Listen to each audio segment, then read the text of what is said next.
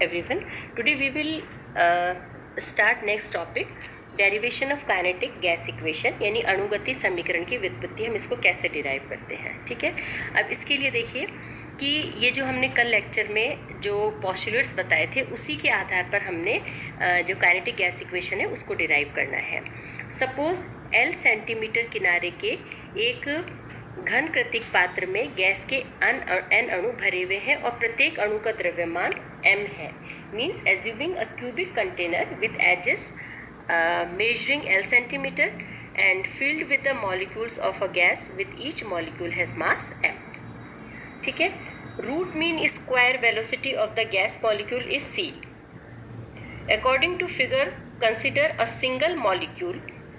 Velocity of the molecule is divided into मतलब इसके अंदर देखो, यानी हमने क्या किया कि पात्र में भरी गैस के अणुओं का ये रूट मीन स्क्वायर वेलोसिटी यानी वर्ग माध्य मूल जो है वो c है। ठीक है, अब ये जो डायग्राम है इसके अनुसार एक अणु पर हमने ध्यान देते हैं। हम इसके ऊपर अणु के वेग को हमने 3 लंबवत घटकों x, y और z में बांटा हुआ है, जो कि आपके x, y, z अक्षों के समानांतर है। ठीक है, वेग c तथा घटक वेगों में संबंध c square is equal to क्या होगा, x square plus y square plus z square होता है, ये हमें पता है। अब अणु वेग घटक x द्वारा पात्र की केवल m तथा n दीवारों से ही टकराता है।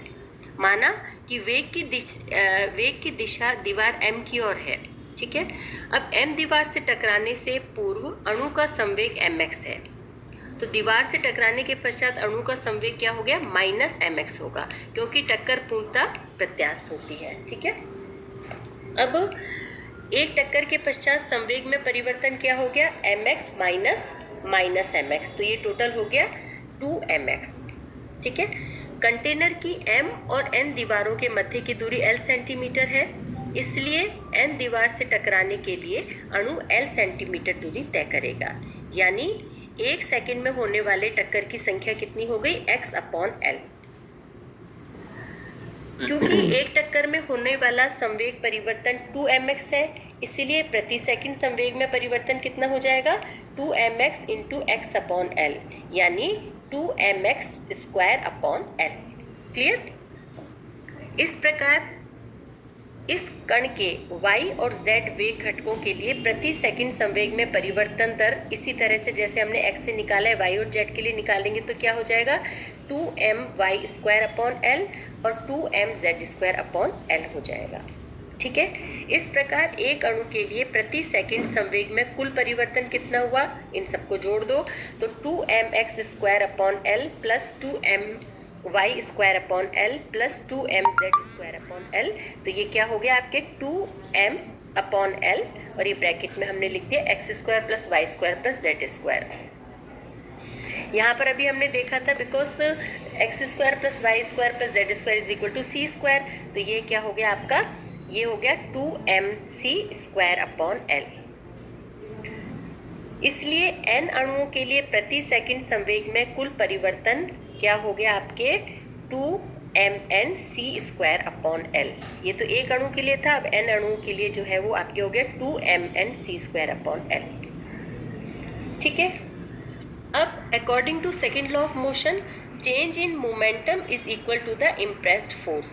सो इम्प्रेस्ड फोर्स यानी आरोपित बल इज इक्वल टू क्या हो गया, 2mnc स्क्वायर/L। अब चूंकि प्रेशर इज इक्वल टू जो है ये क्या होता है आपके बल अपॉन क्षेत्रफल, दाब इज इक्वल टू, तो ये क्या हो गया, P इज इक्वल टू क्या हो गया, 2mnc स्क्वायर/L अपॉन 6L स्क्वायर, क्योंकि ये क्या है 6 दीवारें हैं, तो इनका 6 दीवारों का जो क्षेत्रफल है वो कितना हो जाएगा आपके 6L स्क्वायर, यानी area of the 6 sides of a cube is equal to 6L square हो गया। ठीक है, अब ये क्योंकि आपको पता है, और या अब हम इसको क्या लिख देंगे, P is equal to 2mnc square upon ये L नीचे है तो 6L क्यूब हो गया। ठीक है, अब ये आपके पास में आ गया, हमें यहाँ पर पता है कि v इज इक्वल टू जो है वो L क्यूब होता है, तो L क्यूब की जगह हम क्या करेंगे, v लिख देते हैं, तो P is equal to mnc square आ गया, या PV is equal to 1/3 mnc square. ये जो इक्वेशन है ये अणुगति समीकरण कहलाती है। ये जो इक्वेशन आपकी आ गई है इसे हम कहेंगे काइनेटिक इक्वेशन ऑफ गैसेस, और या इसे हम अब दूसरे रूप में भी लिख सकते हैं कि P इज इक्वल टू, हम V को इधर ले जाएंगे तो P is equal to 1/3 m/v, और ये ब्रैकेट बंद और ये c², या P is equal to 1/3 dc², जहाँ m गैस के अणुओं का कुल भार mn और d जो है वो गैस की डेंसिटी है। ठीक है, और दूसरे रूप में कैसे लिख सकते हैं, PV is equal to 1/3 mc²। ठीक है, ये यहाँ पर इसमें mn की जगह हमने कैपिटल M कुल ये ले लिया है कुल भार, तो ये जो है कुल भार mn की जगह हमने m लिख दिया, तो ये हो गया। तो इस तरह से हम इनको दो तरह से और लिख सकते हैं, है ना। तो ये हो गया, यानी अणुगति जो समीकरण है वो क्या हो गया, PV is equal to 1/3 mnc²। अब हम देखते हैं derivation of gas laws from kinetic gas equation. Kinetic gas equation से हम क्या करेंगे, अणुगति समीकरण ये जो हमारे पास है इससे गैस नियमों की व्युत्पत्ति करेंगे। सबसे पहले जैसे बॉयल्स लॉ है, अणुगति समीकरण के अनुसार क्या है, PV is equal to 1/3 mnc², या हम इसको ये इस तरह से भी लिख सकते हैं कि 2/3, इसको हमने कर दिया 1/2 mnc²। एक ही बात है, 2 से 2 ये कट जाएगा, हमने यानी क्या किया है, ऊपर और नीचे 2/2 कर दिया है, तो इस तरह से लिख दिया। तो ये आपके क्या हो गया 2/3, और ये क्या है, ये आपकी औसत गतिज ऊर्जा है 1/2 mnc²। तो यानी अणुगति सिद्धांत के अनुसार क्या हो जाएगा, औसत गतिज ऊर्जा is directly proportional to absolute temperature, यानी 1/2 mnc² is directly proportional to absolute temperature, यानी 1/2 mnc² is equal to kT, k is equal to constant है। ठीक है, अब इन दोनों समीकरण से आपके पास में क्या आ गया, PV is equal to 2/3 kT, यानी at constant temperature PV is equal to constant, और यही बॉयल का नियम है, यानी स्थिर ताप पर निश्चित मात्रा की गैस का दाब जो है उसके आयतन का व्युत्क्रमानुपाती होता है। चार्ल्स लॉ को देखते हैं हम। चार्ल्स लॉ तो इसमें है PV is equal to 2/3 kT, तो या हम इसको इस तरह से भी लिखते हैं V is equal to 2/3p kT, है ना। और स्थिर दाब पर क्या हो जाएगा, हमें पता है V is equal to constant into absolute temperature, so V/T is equal to constant, और ये क्या है, चार्ल्स गैस का गणितीय रूप है, यानी स्थिर दाब पर किसी गैस के निश्चित द्रव्यमान का आयतन उसके परमताप का समानुपाती होता है। इसी तरह से एवोगैड्रो लॉ के अकॉर्डिंग, इस एवोगैड्रो लॉ को हम देखते हैं। इस नियम के अनुसार समान दाब और ताप पर सभी गैसों के समान आयतन में गैस के मोलों की संख्या और गैस के अणुओं की संख्या समान होती है। अब अणुगति सिद्धांत द्वारा इसको इस प्रकार से देखो हम डिराइव कर सकते हैं। माना दो गैसेस ताप, आयतन और दाब की समान दशाओं में है, ठीक है। इनके अणुओं की संख्या क्रमशः N1 और N2 है, जबकि इनके जो मास है M1 और M2 है, और C1 और C2 गैस अणुओं के वर्ग माध्यमूल रूट मीन स्क्वायर वेलोसिटी जो है वो इनकी C1 C2 है। तो क्या हो जाएगा, हम इन दोनों गैसेस के लिए लिखेंगे तो PV is equal to 1/3 M1 N1 C1 square, और PV is equal to 1/3 M2 N2 C2 square. ये यानी क्या हो गया, अतः 1/3 M1 N1 C1 square is equal to 1/3 M2 N2 C2 square. चूँकि दोनों गैसों का ताप समान होता है और अणुओं की औसत ऊर्जा भी समान होगी, इसीलिए 1/2 M1 C1 square is equal to 1/2 M2 C2 square. ठीक है, अब हमने समीकरण इसमें देखो इक्वेशन में इसके अंदर ये वाली इस इक्वेशन से इसमें भाग दे देंगे तो क्या हो गया, N1 is equal to N2, जो एवोगैड्रो लॉ के अकॉर्डिंगली है। ठीक है, अब हम ग्राम्स का विसरण नियम डिफ्यूजन लॉ देखते हैं।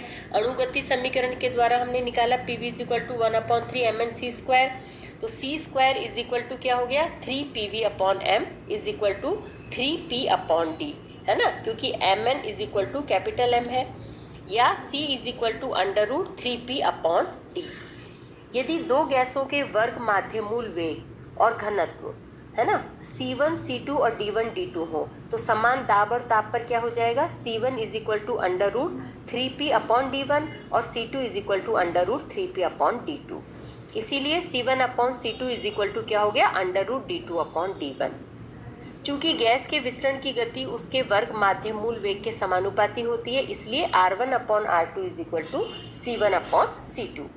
यहाँ R1 और R2 दोनों गैसों के विसरण की गतियाँ हैं, ठीक है। इसीलिए अब इन दोनों इक्वेशन से क्या हो गया, R1 upon R2 is equal to under root D2 upon D1। यही ग्राम के विसरण नियम का मैथमेटिकल फॉर्म है, यानी किसी निश्चित ताप व दाब पर गैसों के विसरण की गति उनके घनत्व के वर्गमूल के व्युत्क्रमानुपाती होती है।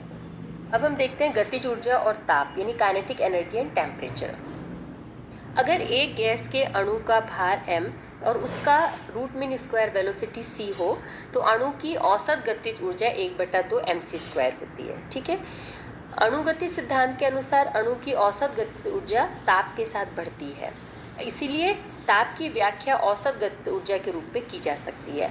अणुगति समीकरण के अनुसार अभी हमने देखा PV is equal to 1/3 mnc², या हम इसको 2/2 से इसको इसमें कर देते हैं इंक्लूड, तो 2/3 1/2 mnc², ये हो गया 2/3 काइनेटिक एनर्जी, है ना। और काइनेटिक एनर्जी क्या है, 1/2 mnc², ये इज इक्वल टू टोटल जो है वो गतिज ऊर्जा। गतिज ऊर्जा हमारी क्या है, 3/2 PV।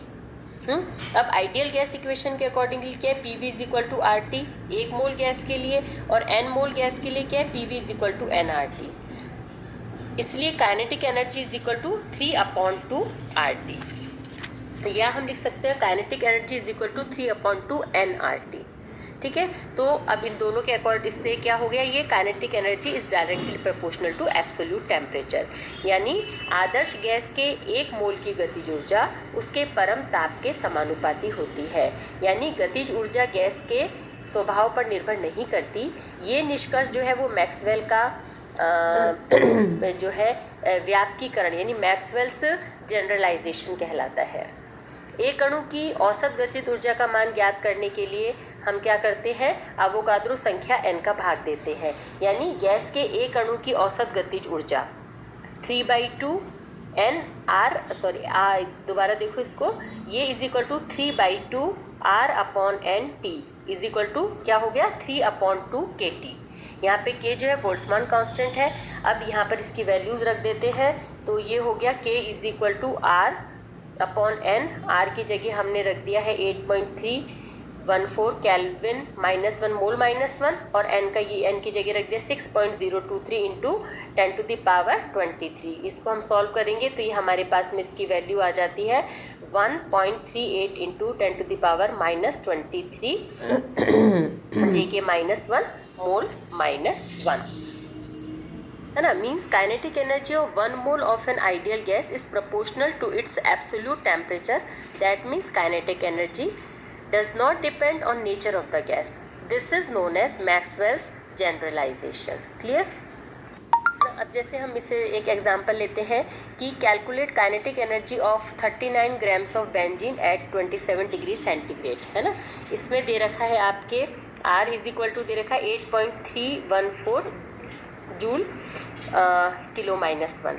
अब हम कैसे सॉल्व करेंगे, देखो इसको कि n मोल गैस के लिए kinetic energy is equal to क्या है, आपको काइनेटिक एनर्जी निकालनी, kinetic energy is equal to क्या है 3/2 nRT। अब 39 ग्राम बेंजीन के लिए निकालनी है, तो इसके लिए क्या हो गया 39 अपॉन इसका 78 is equal to 1/2 mole benzene, ठीक है।